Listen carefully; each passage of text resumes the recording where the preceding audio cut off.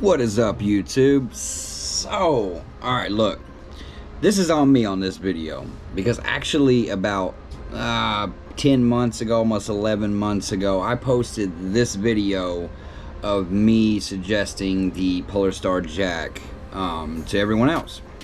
And I actually had a couple people approach me about it, saying they actually got one because of the video I shared. Glad you did, super pumped about it.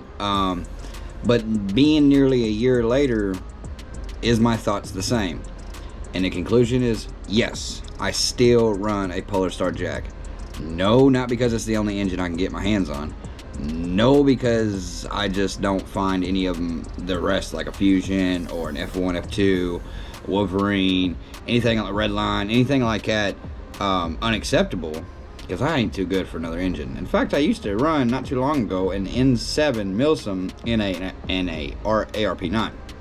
But nonetheless, though, I let it go.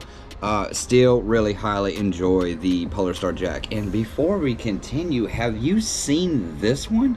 The purple edition that they just come out with? You can find it at Amp Airsoft. They shared it on their story on the gram. Bruh, I mean, if you know me personally or anything, man, you know I just got a little fixation with purple, so it's just, it would look so good. It just would. Just, come on, man, a purple engine. Y'all are moving in the right direction, Polarstar. Super proud of you. But I come across this video, you know, and I was sitting there thinking, I was like, oh my gosh, Steve, this video is trash. Just trash.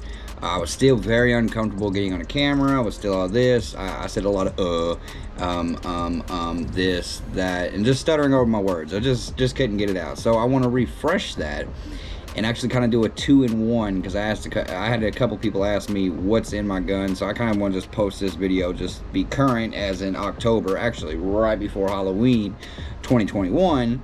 What is in my gun? What am I using? Why am I using it? Yada yada yada. So basically a gun review, more or less, / jack, because I'm going to touch on that a little bit as well. So if you have followed me on Instagram or seen me in person, bam, you know what I got again.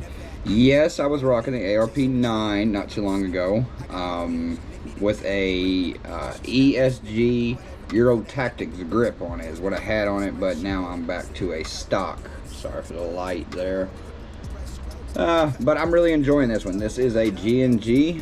I still have the jack in it, and there's a few things going on with it. This is actually a metal lower, and boy, do I love it.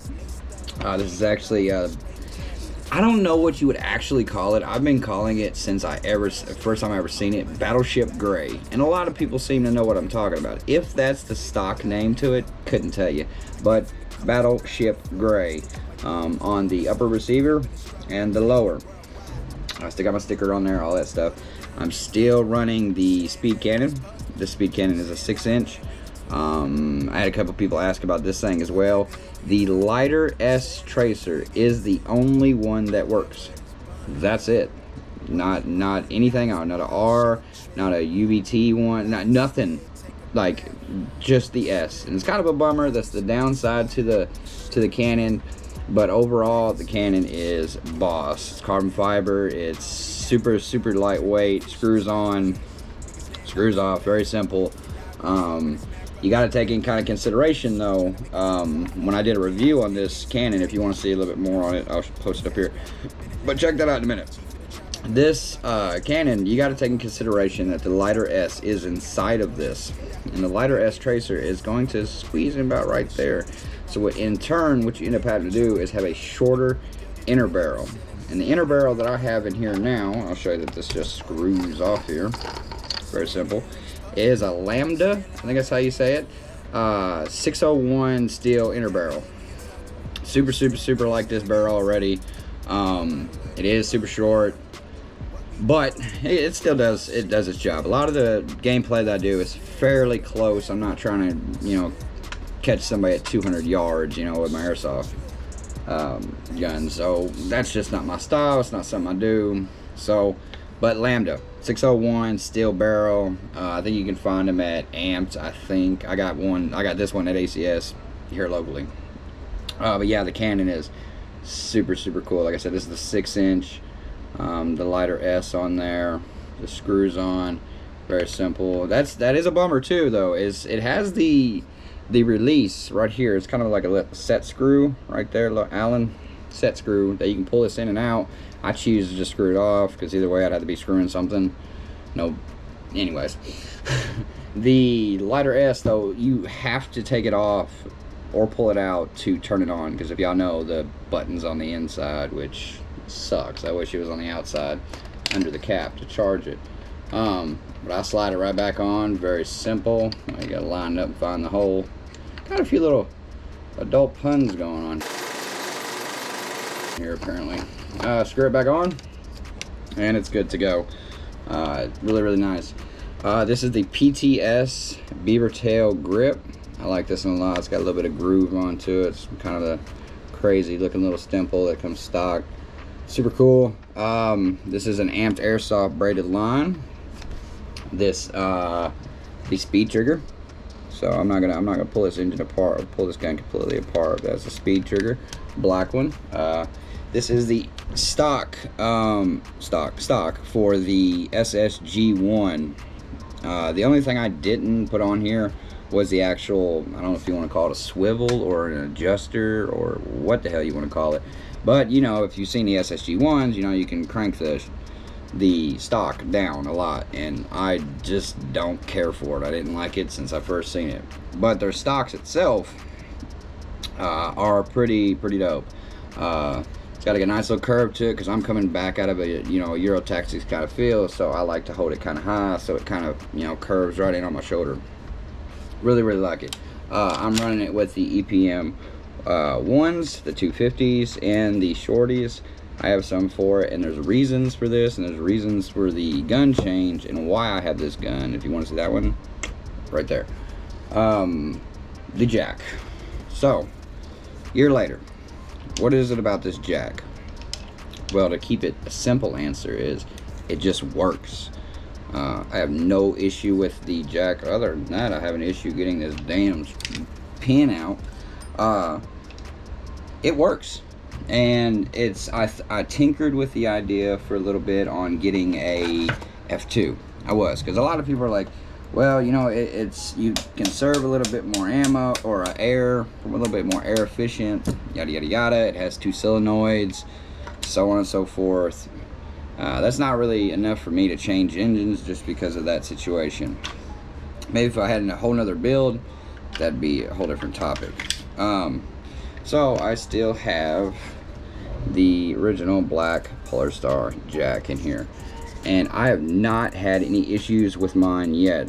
And I've had this thing running to a point of 120 psi. I think, don't quote me, but I think it is not recommended to ever go across higher than 140 psi for these jacks, or you can really mess it up. I haven't had a seal break in it or anything like that. None of the O-rings. Still works great. I haven't had a cylinder go out, nothing like that. Pretty simple, pretty basic. This is an engine that you get the opportunity for. Yes, it does dump air. A lot of people know it. It's just like it uses a lot of air. But with the same FCU that can be used with the F2, you can adjust a lot of things. Now, a few of those settings on there are for the F2, kind of more or less. So really, only thing you're going to need messing with the Jack is your poppet dwell, which is really important. And your poppet dwell is going to vary depending on your inner barrel. Your rate of fire, your burst. You can have burst set, you can have, you know, semi set, full auto set, you know, 2-round burst, 3-round, whatever the hell you want to put it in there.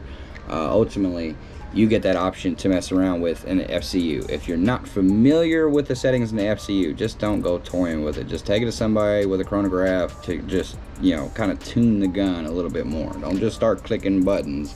It's not going to do you any good. So try to figure that out a little bit. No, I'm not the guy for that one. And the tuning of the guns is too much going on the other ends. Being on YouTube, like, I can't answer all those questions. I have to actually kind of see it to see what's going on.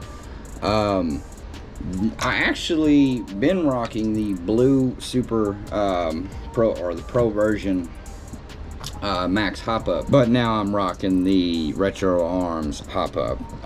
Really decent hop up. I really like it. I had issues with it with my ARP9, feeding issues, and I don't know if that's just with the ARP9 or was it the Retro, if it was something. I mean, it wasn't a brand new one, just had a lot of little feeding issues with that. It would almost like miss one, you know, or some not, I don't know, it almost seemed like it's irrelevant. I had issues with it before, but this one I am really enjoying. I think it's just doing better in the M4. Maybe I'm just crazy there. It works better in M4 than does ARP9. If you had the same situation, or you think that that's right, you think it's wrong, let me know. But it's a super dope hop up unit. The Max is too. I'm not against my Max. I still got it. I'm not letting it go. I'll probably end up using it again at some point. But genuinely, man, when it boils down to it, if the Jack, man, if you like running and gunning, if you like fast shooting, the Jack is still an awesome choice for an HPA engine.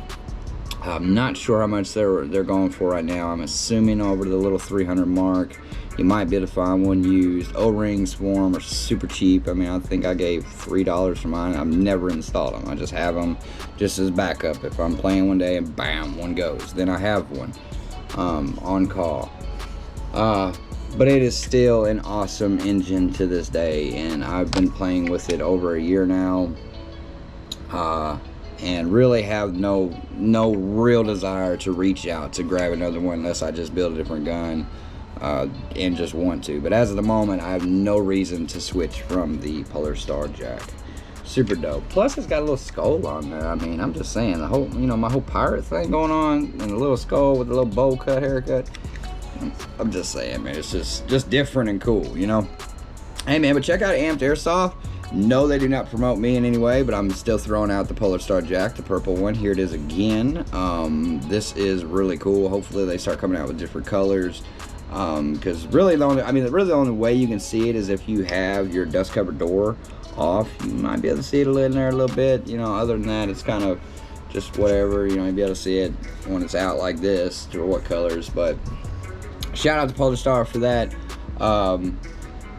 But nonetheless, man, if you're rocking a G&G, if you're rocking a Jack, if you're rocking any of these things, man, give me a thumbs up on the on the video. If you got any questions or anything like that, drop them in the comments. Y'all know. Until then, man, I'm gonna start editing this video, and I'll catch y'all on the next one.